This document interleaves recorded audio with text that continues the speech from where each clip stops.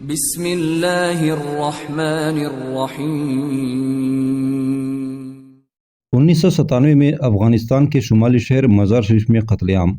یہ کس کو توقع تھی کہ موسم بہار میں طالبان مزار شریف پر حملہ کریں گے؟ یہ شمالی افغانستان میں طالبان مخالف اتحاد کا مضبوط مرکز اور جنرل رشید دوستم اور اس کے ازبکوں کے کنٹرول میں تھا۔ طالبان نے رسد کی فراہمی کے سارے راستے بند کر رکھے تھے، اس لیے سرما میں اشیاء صرف کی قلت پیدا ہو گئی۔ ڈالر کے مقابلے میں افغانی سکے کی زر مبادلہ بہت کم رہ گئی۔ $1 کے عوض دگنے افغانی ملنے لگے، اور جب مزار شریف کے دولت مند باشندے وسطی ایشیا کی طرف بھاگ گئے تو یہ تناسب 1 اور 3 کا ہو گیا۔ افغانستان کی زیادہ تر آبادی جنوب میں مرتکز ہے اور اب طالبان کے کنٹرول میں ہے، جبکہ افغانستان کے 60% زرعی وسائل، 80% سابق صنعتیں گیس اور معدنیات شمال میں ہیں۔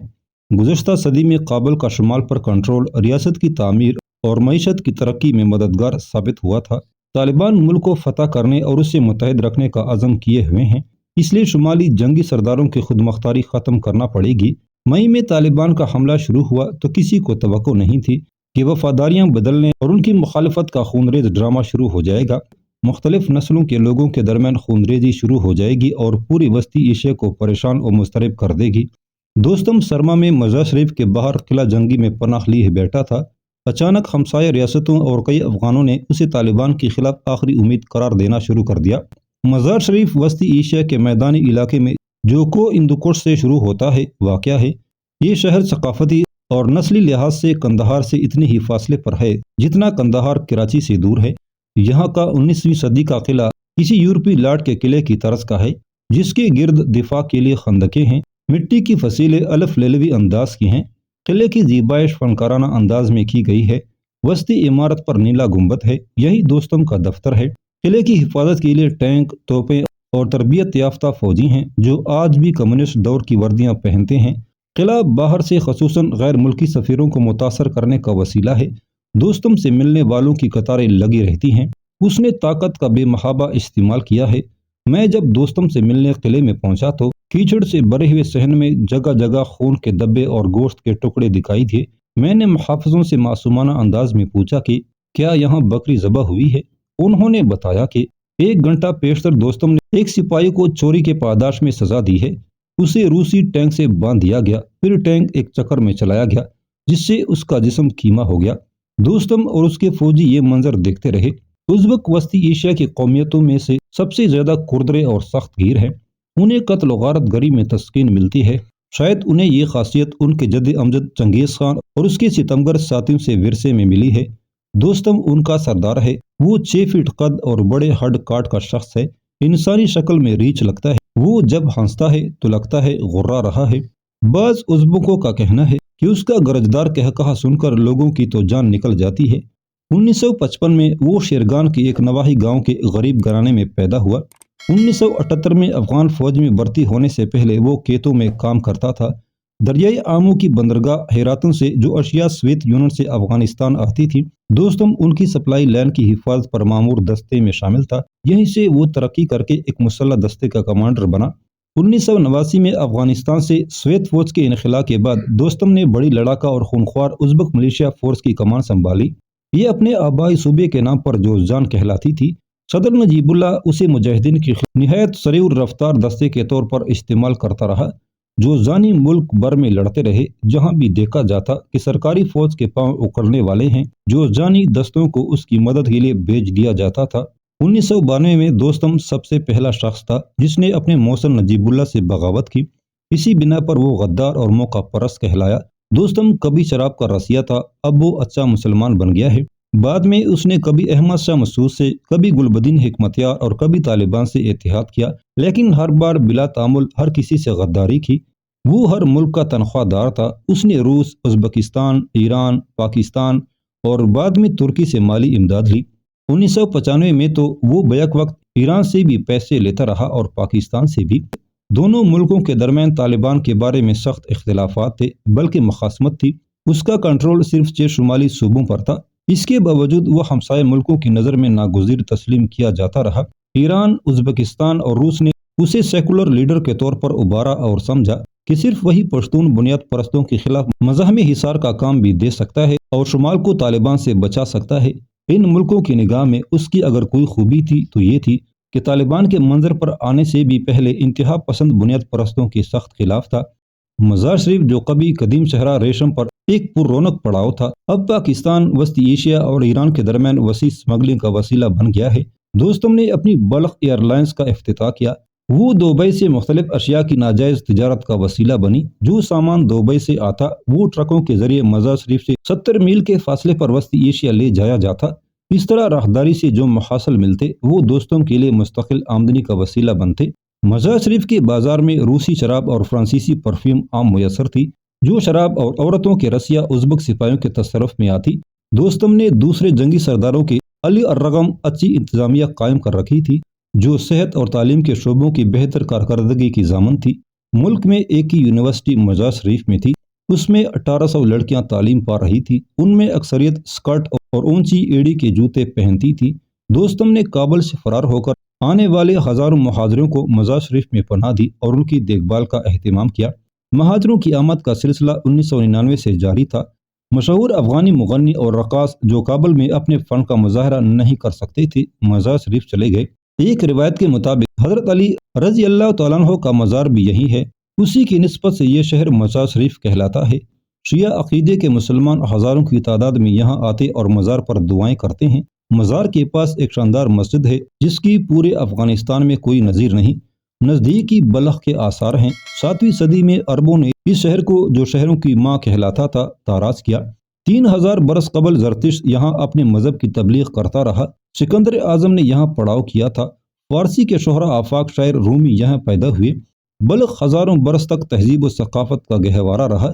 زرتشتیوں اور بودھوں نے بھی یہاں اپنے اثرات مرتب کیے۔ بعد میں یہاں اسلام کو فروغ حاصل ہوا۔ 1220 میں چنگیز خان نے اسے تباہ کیا، جس کے بعد مزار شریف ثقافتی اور تجارتی سرگرمیوں کا مرکز بن گیا۔ دوستم کو اس لیے بھی لائق احترام سمجھا جاتا تھا کہ اس کا شہر 18 برس سے جنگ سے محفوظ چلا آ رہا تھا۔ یہاں کے شہریوں نے کبھی گولہ باری یا گلی کوچوں میں لڑائی ہوتے نہیں دیکھی تھی، جبکہ کئی دوسرے شہر اسی سبب سے برباد ہو گئے تھے۔ یہ سب کچھ بدل جانے والا تھا۔ ازبک قبیلے کی تاریخ خون خرابے، انتقامی قتل و غارت، اقتدار کے لیے جدوجہد، لوٹ مار اور عورتوں پر جھگڑوں سے بری پڑی ہے۔ بزکش ازبکوں کا پسندیدہ کھیل ہے۔ یہ ایک طرح کا پولو ہے جس میں سرکٹی بیڑ کو چیننے کی کوشش کی جاتی ہے۔ بعض لوگوں کے خیال میں ازبک سیاست کا محور بھی بزکش ہی ہے۔ بزکش میں کوئی ٹیم، کوئی قاعدہ قانون نہیں ہوتا۔ دوستم کے اپنے افسروں سے روابط بھی کچھ اسی نوع کے ہیں۔ دوستم اور اس کے سیکنڈ کمانڈر جنرل مالک پہلوان کے مابین شدید جھگڑا اٹھ کھڑا ہوا۔ مالک پہلوان کا دوستم پر الزام تھا کہ اس نے اس کے بھائی جنرل رؤف پہلوان کو قتل کرا دیا تھا۔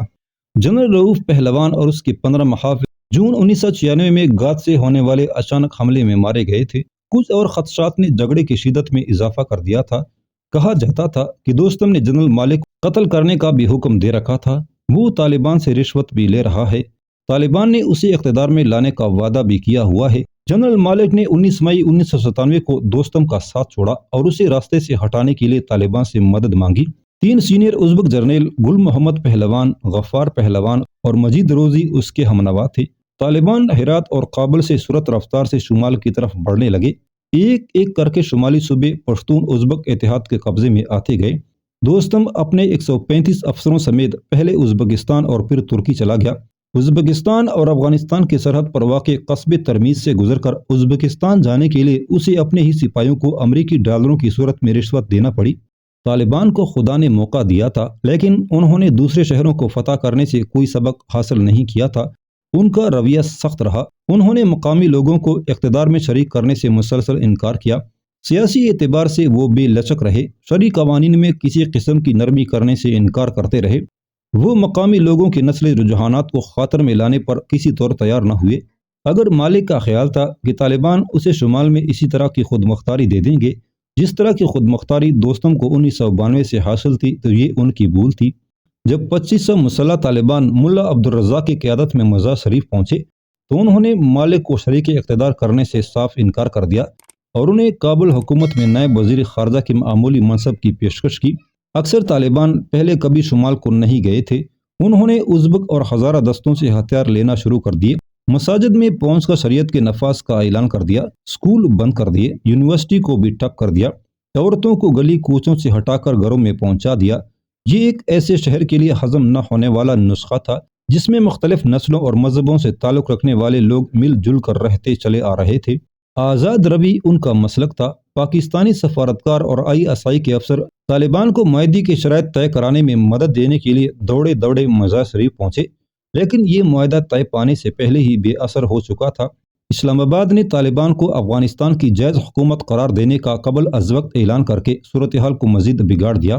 سعودی عرب اور متحدہ عرب امارات کے پاکستان کی تقلید میں طالبان کو تسلیم کرنے سے یہ رہی صحیح کسر بھی نکل گئی۔ حزبوں کو یقین دلایا گیا کہ یہ اقتدار میں شرکت کی شرائط طے کرنے کا معاہدہ ہے۔ اب ان پر کھلا کہ طالبان نے اقتدار سنبھال لیا ہے، مالک درمیان میں رہ گیا ہے۔ دوستم سے اس کی غداری نے صورتحال کو مزید خراب کر دیا، خاص طور پر جب اسماعیل خان کو جو فریاب میں طالبان کے خلاف لڑ رہا تھا ان کے حوالے کر دیا گیا۔ 28 مئی 1997 کی سپہر کو ہزارہ قبیلے کے بعض لوگوں نے ہتھیار ڈالنے سے انکار کر دیا، جس پر جھگڑا شروع ہو گیا۔ اس میں سب کی بن آئی اور وہ کھل کر کھیلنے لگے۔ سب سے پہلے مزار شریف کے ہزاروں اور بعد میں باقی ماندہ آبادی نے بغاوت کر دی۔ طالبان کو گلیوں میں جنگ کرنے کی تربیت نہیں تھی۔ دوسرے، وہ شہر کی سڑکوں سے بھی واقف نہیں تھے۔ وہ اپنی پک اپ گاڑیوں میں ایسی بند گلیوں میں گھستے رہے جن سے نکلنے کی کوئی صورت نہیں تھی۔ مکانوں اور چھتوں سے ان پر گولیاں برسنے لگیں۔ 15 گھنٹے کی شدید لڑائی میں 600 طالبان ہلاک ہوئے۔ ایئرپورٹ پر 1000 طالبان فرار ہونے کی کوشش کے دوران گرفتار ہوئے۔ طالبان کے 10 اہم سیاسی اور فوجی لیڈر یا تو ہلاک ہو گئے یا گرفتار ہو گئے۔ گرفتار ہونے والوں میں وزیر خارجہ ملا محمد غوث، ملا رزاق اور مرکزی بینک کے گورنر ملک احسان اللہ شامل تھے۔ مالک کے آدمیوں نے آؤ دیکھا نہ تاؤ شہر لوٹنا شروع کر دیا۔ اقوام متحدہ کی ایجنسیاں بھی ان کی 10 برس سے نہ بچیں۔ اقوام متحدہ کا عملہ شہر چھوڑنے پر مجبور ہو گیا۔ اس لڑائی میں درجنوں پاکستانی طلباء بھی ہلاک ہوئے۔ مالک کی فوج نے تیزی سے 4 صوبوں تخار، فریاب، جوزجان اور سرائی پل پر قبضہ کر لیا۔ طالبان نے صرف 5 دن پہلے ان صوبوں پر قبضہ کیا تھا۔ 3 صوبوں بلخ، سمنگان اور قندوز پر کنٹرول حاصل کرنے کے لیے شدید جنگ شروع ہوئی۔ ان صوبوں سے باہر نکلنے کے تمام راستے بند ہو گئے، جس سے ہزاروں طالبان اور سینکڑوں پاکستانی طلباء گر کر رہ گئے۔ بعد میں ان سب کو گولی مار دی گئی اور اجتماعی قبروں میں دفن کر دیا گیا۔ احمد شاہ مسعود نے موقع پا کر جوابی حملہ کیا اور درہ سالنگ کے جنوب میں جبل السراج پر قبضہ کر لیا۔ یوں طالبان کو گھیرے میں لے لیا۔ وہ شمال سے نکل کر کابل جانے کی کوشش میں تھے، لیکن اب ان پر راہ فرار بند ہو گئی تھی۔ مسعود نے کابل کے گرد کا مزید علاقہ اور شمال مشرقی افغانستان کے کئی شہر جو طالبان کے قبضے میں چلے گئے تھے پھر سے فتح کر لیے۔ یہاں بھی سینکڑوں طالبان مارے گئے یا گرفتار کر لیے گئے۔ ہزاروں نے مزار شریف کی فتح یابی سے شہ پا کر اپنے علاقہ ہزارہ کے گرد طالبان کا محاصرہ توڑ دیا۔ طالبان فوج وادی بامیان میں داخل ہوتے ہوتے رہ گئی، اسے پیچھے دھکیل دیا گیا اور خلیلی کی فوج نے جنوب میں کابل کی طرف بڑھنا شروع کر دیا۔ اس نے راستے میں ہزاروں پشتون دیہاتیوں کو کابل کی راہ فرار ہونے پر مجبور کر دیا۔ 30 ماہ پہلے ملک فتح کرنے کے لیے منظر پر آنے والے طالبان پر وہ پہلی بڑی شکست تھی۔ مئی اور جولائی کے درمیانی 10 ہفتوں کی لڑائی میں 3000 طالبان ہلاک یا زخمی ہوئے، 3600 گرفتار کر لیے گئے، دونوں طرف کے 60,000 افراد زخمی ہوئے۔ اسی عرصہ میں 250 پاکستانی ہلاک اور 560 پکڑے گئے۔ طالبان کے صف اول کے بہترین اور مناسب تجربہ کار یونٹ جنگ میں کام آ گئے۔ اس طرح طالبان کو جو زک پہنچی، اس سے ان کے حوصلے مزید پست ہونے لگے۔ ملا عمر نے پاکستان کے طلباء سے طالبان کی مدد کے لیے کہا۔ اس پر ایک بار پھر پاکستانی مدرسے بند کر دیے گئے اور 5000 نئے پاکستانی اور افغان رنگروٹ طالبان کا ساتھ دینے کے لیے پہنچ گئے۔ طالبان کے لیے صورتحال اس قدر تشویشناک ہو گئی تھی کہ ملا عمر کو قندھار میں اپنی پناہ گاہ سے نکل کر پہلی مرتبہ کابل جانا پڑا۔ مقصد اپنے کمانڈروں اور سپاہیوں سے ملنا اور ان کا حوصلہ بڑھانا تھا۔ طالبان کو افغانستان اور پاکستان کے غلزی پشتون قبیلے کے لوگوں کو بھرتی کرنے پر مجبور ہونا پڑا، لیکن انہوں نے سیاسی قیمت کا مطالبہ کیا جو طالبان ادا کرنے کے لیے تیار نہیں تھے۔ غلزی قبائل نے سوویت یونین کی فوجوں کے خلاف جنگ میں بڑھ چڑھ کر حصہ لیا تھا۔ وہ طالبان کی شورا میں جس پر دورانی چھائے ہوئے تھے، پوری نمائندگی ملے بغیر جنگ کا ایندھن بننے کے لیے تیار نہیں تھے۔ وہ اسی صورت میں آگے آ سکتے تھے کہ انہیں اقتدار میں حصہ ملے۔ غلزی کمانڈر جنہوں نے طالبان کا ساتھ دیا تھا، وہ مزار شریف میں طالبان کی چالوں کے سخت مخالف رہے تھے۔ طالبان کا ساتھ دینے والے اہم مشرقی پشتون کمانڈر جلال الدین حقانی نے جولائی 1997 میں مجھے کابل میں بتایا کہ مزار شریف میں کئی غلطیاں کی گئیں۔ مالک اور طالبان کے درمیان تھوڑے سے وقت میں وہ معاہدہ طے پا گیا، جبکہ اسے غور و خوض کے بعد طویل مدت کے لیے طے پانا اور باہمی مذاکرات کی اساس بنانا چاہیے تھا۔ انہوں نے فوجی نوعیت کی غلطیاں بھی کی۔ حقانی نے کابل کے محاذ پر طالبان فوج کی کمان کی تھی۔ وہ خوست کے صوبے کا رہنے والا تھا۔ اس نے 1995 میں طالبان کا ساتھ دینا شروع کیا تھا۔ وہ سوویت فوجوں کے خلاف لڑنے والے ممتاز کمانڈروں میں سے تھا۔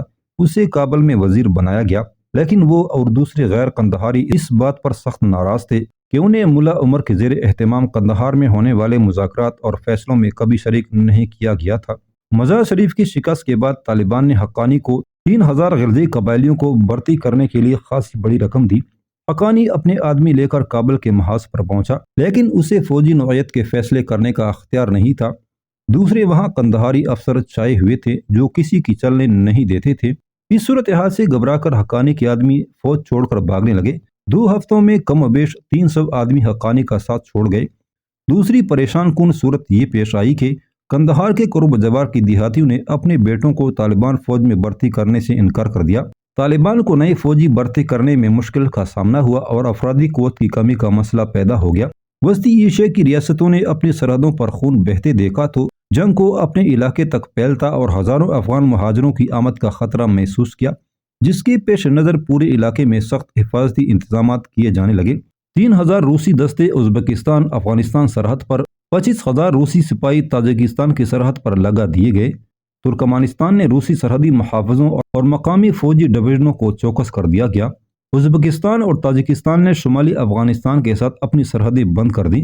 ازبک ہیلی کاپٹر نے سرحد پر پروازیں شروع کر دی اور فوج نے ٹینکوں کا راستہ روکنے کے لیے رکاوٹیں کھڑی کر دیں۔ 8 دریا کے پل کو جو افغانستان کو وسطی ایشیا سے ملاتا ہے بند کر دیا گیا۔ روس نے کرغز عسکر اکائیف کی اپیل پر اپنی 10 بٹالین فوج کو کرغزستان بھیجنے کی پیشکش کی تھی۔ کرغز کی سرحد افغانستان سے نہیں ملتی۔ روس اور قازقستان نے آزاد ریاستوں کی دولت مشترکہ کا اجلاس بلانے کا اہتمام کیا، جس میں درپیش بحران کے مضمرات پر غور کیا گیا۔ روسی وزیر خارجہ نے یوگتی پریماکوف نے اجلاس میں وعدہ کیا کہ اگر طالبان مزید آگے بڑھے تو روس بڑے سخت اور مؤثر اقدامات کرے گا۔ ترکمانستان نے اپنے آپ کو غیر جانبدار قرار دے رکھا ہے۔ اس کے طالبان سے تعلقات ہیں، لیکن ترکمان عوام مزار شریف کے گرد جنگ ہوتی دیکھ کر گھبرائے ہوئے ہیں۔ افغان ترکمان جنگ سے پناہ لینے سرحد پار کر کے ترکمانستان پہنچ گئے ہیں۔ ایران نے کہا کہ وہ طالبان کے مخالف اتحاد کی حمایت جاری رکھے گا۔ اس نے روس، ہندوستان اور وسطی ایشیا ریاستوں سے بھی اپیل کی کہ وہ بھی اس اتحاد کی مدد کریں۔ ایران کے وزیر خارجہ علی اکبر ولایتی نے اقوام متحدہ سے مداخلت کرنے کی اپیل کی ہے۔ طالبان اپنے تمام ہمسایوں سے سخت ناراض ہے۔ طالبان کے وزیر صحت ملا محمد عباس نے کہا کہ ایران اور روس دخل اندازی اور ہمارے مخالفوں کی مدد کر رہے ہیں۔ انہوں نے طالبان کے مخالفوں کو بمباری کے لیے طیارے دیے ہیں۔ ایران اسلحہ پہنچانے کے لیے دن میں 22 پروازیں مزار شریف بھیج رہا ہے۔ ایران وسطی ایشیائی ریاستوں کے سفارتکاروں نے پاکستان پر الزام لگایا ہے کہ وہ نہ صرف طالبان کی مدد کر رہا ہے بلکہ طالبان کا حملہ شروع ہونے سے 1 ہفتہ قبل وزیر اعظم نواز شریف نے جو وعدہ کیا تھا اس کی صریح خلاف بھی کر رہا ہے۔ اشک آباد میں علاقائی ملکوں کے سربراہوں کے اجلاس میں یقین دلایا گیا تھا کہ جنگ کو شمال کی طرف پھیلنے سے روکا جائے گا۔ ایک ازبک سفارتکار نے مجھے بتایا کہ وسطی ایشیا میں پاکستان کا اعتبار ختم ہو کر رہ گیا ہے، تاہم شمال میں طالبان کی آمد کا تاجکستان کی 4 سالہ خانہ جنگی پر مثبت اثر ہوا ہے۔ دونوں متحارب گروپوں کو مجبوراً مذاکرات امن کو تیز کرنا پڑ گیا ہے۔ یہ سب طالبان سے ڈرنے کا اثر ہے۔ تاجک حکومت اور اسلامی اپوزیشن کے درمیان صلح کرانے کی جو کوششیں روسی اور اقوام متحدہ نے شروع کر رکھی تھی نتیجہ خیز ہوئی ہیں۔ 27 جون 1997 کو ایک معاہدہ طے ہوا جس کی روح سے احمد شاہ مسعود کو تاجکستان کے اڈوں کے ذریعے روسی امداد ملنے لگی تھی۔ مسعود کو جنوبی تاجکستان کا کلیاب ایئرپورٹ استعمال کرنے کا حق مل گیا ہے۔ روسی اور ایرانی فوجی امداد اسی ایئرپورٹ پر پہنچائی جائے گی۔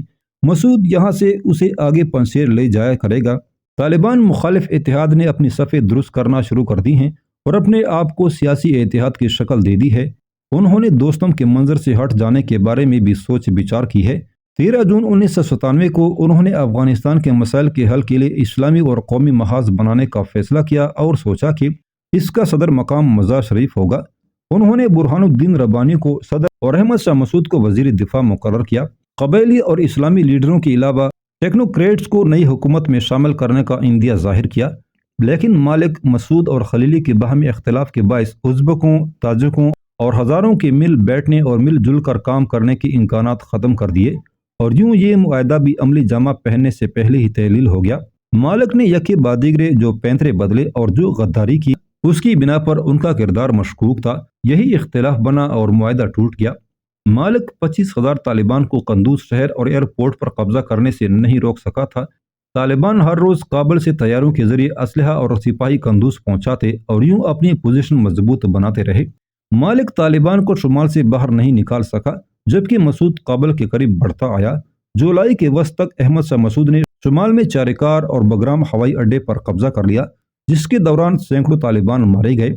میدان جنگ کو پھر سے گرم کر دیا گیا۔ ستمبر تک مسعود کی فوج ایک بار پھر کابل سے صرف 20 میل دور رہ گئی تھی۔ دونوں فریقوں کے درمیان توپ خانے سے بمباری جاری تھی۔ شیر مالی کے سرسبز شاداب وادی سے 1,80,000 کی شہری آبادی نکل جانے پر مجبور ہو گئی تھی۔ یہ وادی جو کابل کے جنوب میں ہے میدان جنگ بن گئی تھی۔ طالبان نے شیر مالی وادی سے پیچھے ہٹتے وقت کنووں میں زہر ملا دیا اور چھوٹی چھوٹی نہروں اور بندوں کو بارود سے اڑا دیا تاکہ مقامی تاجک آبادی جلد واپس آ کر آباد نہ ہو سکے۔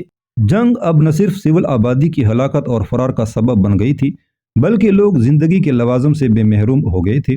کابل کے گرد سبزیوں اور پھلوں کے جو باغات تھے اجڑ گئے اور تباہ ہو کر رہ گئے تھے۔ طالبان مخالف اتحاد نے کابل کے گرد 180 درجے بڑا حصار قائم کر لیا۔ مغرب اور شمال کی جانب مسعود کی فوجی تھی، مشرق اور جنوب میں خلیلی کے ہزارے تھے۔ خام اندازہ تھا کہ طالبان مخالف اتحاد کی فوجیں کابل پر حملہ کرنے کی تیاریاں کر رہی ہیں۔ ادھر طالبان کو اعتماد تھا کہ مخالفین اتنے بٹے ہوئے ہیں کہ کابل پر حملہ نہیں کر سکتے۔ حقانی کا کہنا تھا کہ ہم نے اپنی فوج قندوز میں رکھ کر مخالفین کو 2 حصوں میں بانٹ دیا ہے۔ شمال کی جانب کے گروپ ایک دوسرے کے خلاف ہیں۔ ازبک جنرل مالک پر اعتماد نہیں کر سکتے، وہ ایک بار انہیں دھوکہ دے چکا ہے اور اب اسے صرف اپنے بچاؤ کی فکر ہے۔ کسی گروپ کے پاس اتنی طاقت نہیں کہ وہ اپنے طور پر طالبان سے جنگ کر سکے۔ وہ اتحاد کرنے کی کوشش کریں گے لیکن وہ متحد نہیں ہو سکیں گے۔ اتحاد سے مالک کی وفاداری کا مشکوک ہونا قابل فہم تھا۔ ستمبر میں جب طالبان نے اسے قندوز میں اچانک جا لیا، انہوں نے قندوز کا حصار توڑ ڈالا اور علاقے کے پشتون قبائل کی مدد سے مزار شریف پر ایک اور حملہ شروع کیا۔ 7 ستمبر 1997 تاش خوگران شہر پر ان کا قبضہ ہو گیا، جس سے مزار شریف میں خوف کی لہر دوڑ گئی۔ طالبان کی مزار شریف کی جانب پیش قدمی جاری تھی کہ مالک کے وفادار ازبک اور دوستم کے وفادار فوجیوں کے درمیان جنگ چھڑ گئی۔ دوستم کے سپاہیوں نے مالک کا گھر جلا ڈالا۔ وہ بھاگ کر پہلے فریاب میں اپنے اڈے پر، پھر وہاں سے فرار ہو کر ترکمانستان اور بعد میں ایران چلا گیا۔ دوستم ڈرامائی طور پر ترکی میں جلاوطنی ترک کر کے واپس مزار شریف پہنچ گیا۔ اس نے اپنے دوستوں کو مالک کے حامیوں کو شکست دینے اور طالبان کو مزار شریف کے علاقے سے نکال باہر کرنے کے لیے صف آرا کیا۔ ازبکوں نے ایک بار پھر شہر کے بعض علاقوں میں لوٹ مار کا بازار گرم کیا۔ اقوام متحدہ اور اس کی ایجنسیوں کے دفاتر بھی ان کے دست برد سے محفوظ نہ رہے۔ انسانی ہمدردی میں امداد کرنے والے کارکنوں کو بھی نہ بخشا، انہیں بھی شہر چھوڑ جانے پر مجبور کر دیا گیا۔ ایک سال میں یہ دوسری بار تھی کہ شہر میں افراتفری پھیلی اور بے سکونی لوگوں کا مقدر بنی۔ سہراب رستم، ایک شخص جو اس قتل و غارت میں بچ گیا تھا، اس نے بتایا کہ طالبان نے پسپائی اختیار کرتے ہوئے مزار شریف کے قریب فاضل آباد نامی گاؤں میں 70 کے قریب ہزارہ شیعوں کو قتل کر دیا، شاید ہزاروں دوسرے افراد ہلاک کیے گئے۔ اس قتل عام میں بچ جانے والے سہراب رستم نے بتایا کہ طالبان طوفان کی طرح تباہی مچاتے گزر گئے۔ انہوں نے 70 دیہاتیوں کے گلے کاٹ ڈالے، کئی ایک کا چہرہ ادھیڑ لیا گیا۔ طالبان پسپا ہو کر قندوز چلے گئے۔ اس دوران رشید دوستم نے اپنے آپ کو مضبوط کرنا شروع کر دیا، لیکن مزار شریف پر ہزارہ قبیلے کا قبضہ ہو چکا تھا۔ دوستم کو ازبکوں کے صدر مقام سے نکل کر شبرغان میں اپنا اڈا بنانا پڑا۔ ازبکوں اور ہزاروں میں شدید کشیدگی کے باعث طالبان کی مخالف اتحاد کو نقصان پہنچا۔ دوستم ابھی تک مالک کے حامیوں کو اپنے ساتھ ملانے کی کوشش کر رہا تھا۔ اس نے مالک کے مظالم کو افشا کر کے اس کے حامیوں کو اپنے ساتھ ملانے کا ہیلا کیا۔ دوستم کے فوجیوں نے شبرغان کے قریب دشت لیلائی میں 20 اجتماعی قبریں تلاش کی۔ وہاں 2000 سے زائد طالبان کو قتل کر کے دفن کر دیا گیا تھا۔ دوستم نے اس قتل کی ذمہ داری مالک پر ڈالی، طالبان کو میتیں لے جانے کی پیشکش کی اور اقوام متحدہ سے تحقیقات کرنے کے لیے کہا۔ اس نے خیر سگالی کے اظہار کے طور پر 200 طالبان قیدیوں کو رہا کر دیا۔ اقوام متحدہ کی تحقیقات سے پتہ چلا کہ قیدیوں کو قتل کرنے سے پہلے بھوکا رکھا گیا تھا اور ان پر تشدد کیا گیا تھا۔ انہیں جس طریقے سے ہلاک کیا گیا وہ بڑا ہولناک تھا۔ قیدیوں کو یہ کہہ کر کہ ان کا تبادلہ کیا جا رہا ہے، ٹرکوں میں لاد کر کنووں پر لے جایا جاتا اور زندہ ہی ان میں گرا دیا جاتا۔ جو قیدی ذرا مزاحمت کر کے پہلے انہیں گولی مار دی جاتی اور پھر کنویں میں پھینک دیا جاتا۔ اوپر سے دستی بم گرا دیے جاتے، بعد میں کنوؤں کو بند کر دیا جاتا تھا۔ اقوام متحدہ کے خصوصی نمائندے پیک چونگ ہیرن نے اس کی تصدیق کی۔ بعض عینی شاہدوں نے بتایا کہ نسل کشی کی لرزہ خیز کارروائی کی جاتی رہی۔ رات کے اندھیرے اور خاموشی میں طالبان قیدیوں کی آنکھوں پر پٹی اور ہاتھ پیچھے کی طرف باندھ کر انہیں ٹرکوں میں بھر کر صحرا میں لے جایا جاتا، پھر 10 طالبان قیدیوں کو قطار میں کھڑا کیا جاتا، انہیں کنوؤں کی منڈیر پر کھڑا کر کے گولی مار دی جاتی۔ مسلسل کئی راتوں تک یہی کچھ کیا جاتا رہا۔ مالک کا ایک وفادار جرنیل سلیم صابر پکڑا گیا اور دوستوں کے سامنے لایا گیا تو اس نے طالبان قیدیوں پر ڈھائے جانے والے مظالم کا اعتراف کیا۔ اکثر صورتوں میں قیدیوں کو ایسے کنٹینروں میں لے جایا جاتا جن میں ہوا کا گزر نہیں ہوتا تھا۔ قیدی دم گھٹنے سے بھی مر جاتے تھے۔ جب ان کی ناش باہر نکالی جاتی تو گرمی کے باعث ان کی کال ادڑ چکی ہوتی۔ اس طرح کم و بیش 1250 طالبان بند کیے گئے تھے۔ شمال میں بپا ظلم متعدی اور خون ریز جنگ نے افغانوں کو طالبان پشتونوں اور غیر پشتونوں میں اس طرح منقسم کر دیا کہ ان کے باہم مل بیٹھنے کی کوئی امید باقی نہ رہی۔ ملک عملاً شمال اور جنوب میں بٹ گیا تھا۔ دونوں طرف کے مخالف نسل کے لوگوں کو ملیا میٹ کرنے کا پورا جتن کیا گیا۔ مذہب کے نام پر ظلم ڈھانے میں کوئی کسر نہیں چھوڑی گئی۔ طالبان نے ہزارہ شیعہ دیہاتیوں کو قتل کیا اور شمالی وادی سے تاجک کاشتکاروں کو باہر ہانک دیا۔ ازبکوں اور ہزارہ قبائلیوں نے شمال میں کابل کے گرد سینکڑوں طالبان قیدیوں اور پشتون دیہاتیوں کو بے دردی سے مار ڈالا۔ شیعہ ہزارہ قبائلیوں نے پشتونوں کو سنی ہونے کی بنا پر گھر بار چھوڑنے پر مجبور کر دیا۔ مزار شریف کے قرب و جوار میں، ہرات کے نواح میں اور کابل کے آس پاس ہونے والی جنگ نے لاکھوں لوگوں کو بے گھر کر دیا اور وہ جان بچانے کے لیے ہجرت کرنے پر مجبور ہو گئے۔ یہ سب کچھ اس وقت ہو رہا تھا جب اقوام متحدہ پاکستان میں پناہ گزین افغان مہاجروں کو اپنے گھروں میں واپس جانے پر آمادہ کرنے کے لیے کوشاں تھی۔ افغانستان کے سبھی ہمسائے ممالک اپنے ہم عقیدہ افغانوں کی پیٹھ ٹونکنے اور ان کی مدد کرنے میں مصروف تھے۔ اس سے افغانستان میں نسلی اور فرقہ وارانہ اختلافات اور زیادہ بڑھے۔ جنگ کا دائرہ پھیلنے اور اس میں شدت آنے سے عام افغانوں پر جو عذاب نازل ہوا اور انہیں جو بے اندازہ مصائب اٹھانا پڑے وہ اپنی جگہ، لیکن اقوام متحدہ بھی ایک آزمائش سے دوچار ہو گئی۔ اقوام متحدہ طالبان سے کہتی کہ قیام امن اس کا نصب العین ہے، لیکن طالبان اس کی ایک نہ سنتے۔ وہ طالبان کے مخالفوں سے کہتی کہ وہ نسلی اقلیتوں کو تحفظ فراہم کرنے کا وسیلہ ہوگی، لیکن اس جانب بھی اس کی کوئی نہ مانتا۔ اقوام متحدہ کا نمائندہ نوربرٹ ہول بھی ہمسائے ملکوں پر دباؤ ڈال کر انہیں اپنے ہم نسل اور ہم عقیدہ افغانوں کو مسلح کرنے سے باز رکھنے میں ناکام رہا۔ کوئی اقوام متحدہ پر اعتماد کرنے کے لیے تیار نہیں تھا، ہر کسی نے اسے نظر انداز کیا۔ ہول نے ہمسائے ملکوں پر افغانستان کے معاملات میں مداخلت کرنے اور بے لچک رویہ اپنائے رکھنے کا کھلے عام الزام لگایا۔ اس کا کہنا تھا کہ مذاکرات کا سلسلہ جاری رکھنا ممکن نہیں رہا۔ یہ تو کہنا شاید صحیح نہ ہو کہ افغان لیڈر بیرونی ملکوں کے ہاتھ میں کٹ پتلی بنے ہوئے ہیں، لیکن حقیقت یہ ہے کہ انہیں کہیں نہ کہیں سے اسلحہ چاہیے۔ ایک ماہ بعد ہول نے استعفیٰ دے دیا۔ طالبان قیادت اقوام متحدہ کے طریقوں سے نہ بلد تھی۔ اقوام متحدہ کا منشور سب سے بڑی رکاوٹ ثابت ہوا، اس لیے نہ وہ اسے سمجھتی تھی نہ اس پر عمل کرنے کی نیت رکھتی تھی۔ ملا عمر نے ہول سے ملنے سے صاف انکار کر دیا تھا، جس کا اقوام متحدہ کے سفارتکاروں نے بہت برا مانا۔ دوسرے طالبان لیڈروں نے تو جنگ بندی کے لیے اقوام متحدہ کی کوششوں کی ہنسی اڑائی۔ اقوام متحدہ کے خلاف طالبان کی ناراضی مزار شریف کے واقعات کے باعث پیدا ہوئی تھی۔ سلامتی کونسل کا مزار شریف میں ہونے والے قتل عام کی مذمت کرنا اور افغانستان کو اقوام متحدہ میں نشست دینے سے انکار نے بھی طالبان کی مغایرت میں اضافہ کیا۔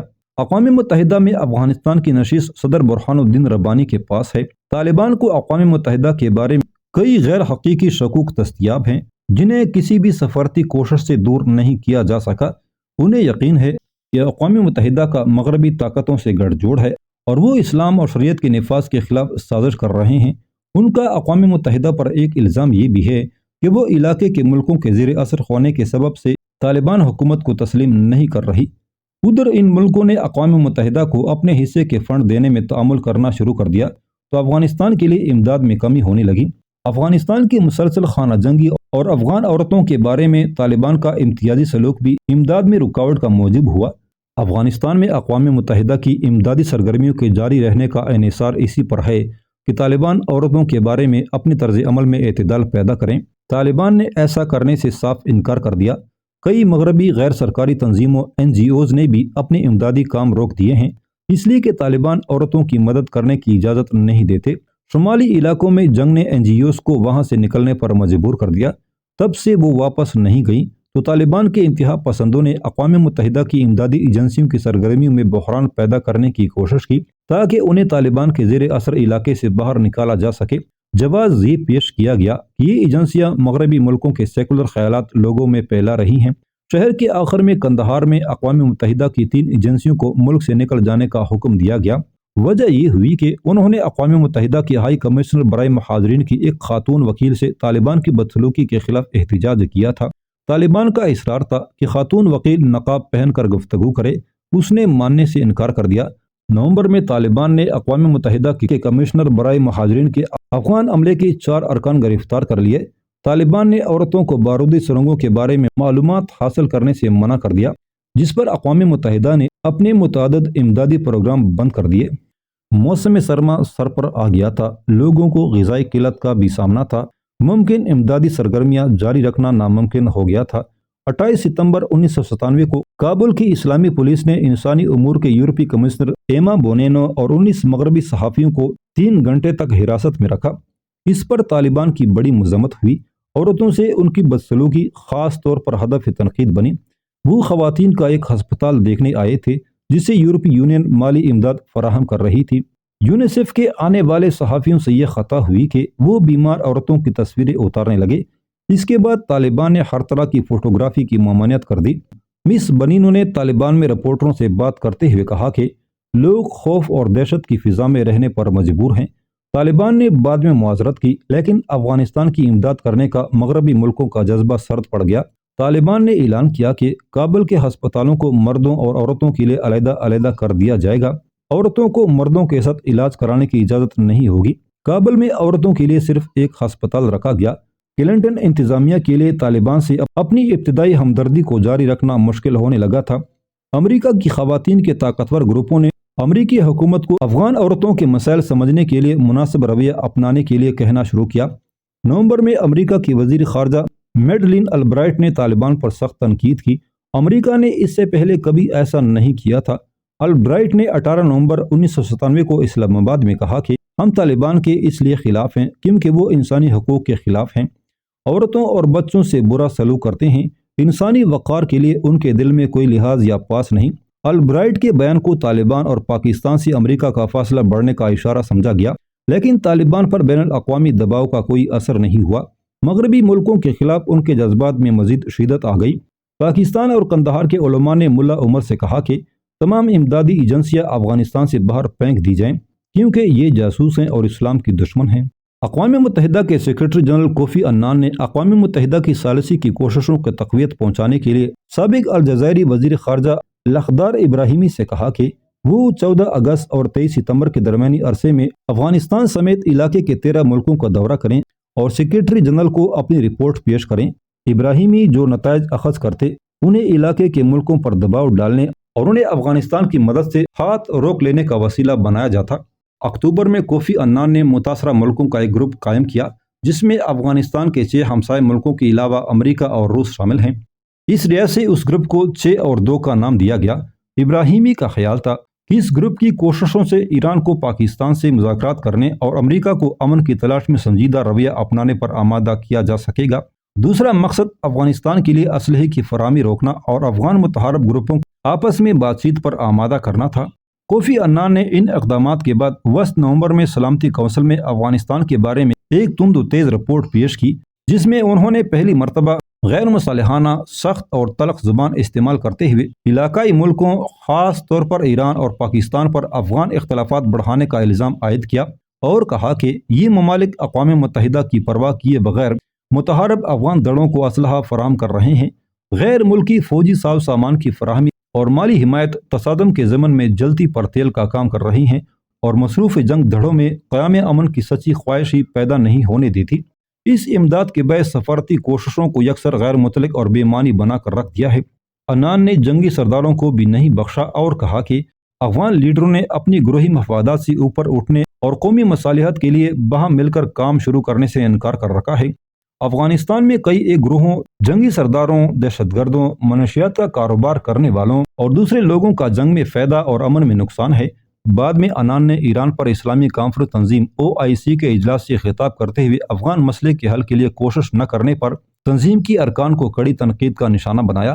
برسوں سے نظر انداز ہونے کے بعد افغانستان پھر بین الاقوامی سفارتی ایجنٹے پر ایک مستقل حیثیت اختیار کر گیا ہے، لیکن یہ طالبان کے لیے تشفی کا موجب نہیں۔ وہ شمالی علاقے کو فتح کرنے پر ادار کھائے بیٹھے ہیں۔ مخالفین نے بھی ان کی مزاحمت کرنے کا عزم کر رکھا ہے۔